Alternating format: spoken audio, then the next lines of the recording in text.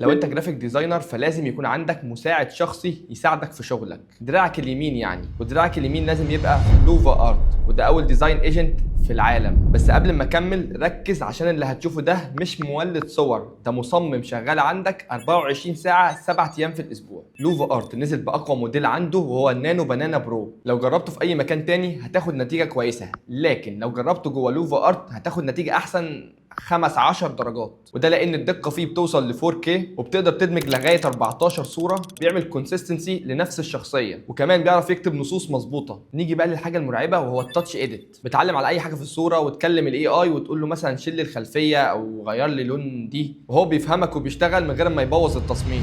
ولو انت بقى مصمم فالميزه دي هتغير شغلك. الايديت اليمنت، اي صوره تقدر تتحول لملف تصميم كامل باللايرز بتاعته، عشان لو عايز تعدل تقدر تعدل على عنصر واحد بدل ما تعدل على التصميم كله. في دلوقتي خصم 60% على لوفا ارت والسنه كامله للنانو بنانا برو من غير ما تدفع، فالحق العرض قبل ما يفوتك. ولو عايز تجرب لوفا ارت هتلاقي اللينك في البايو عندي.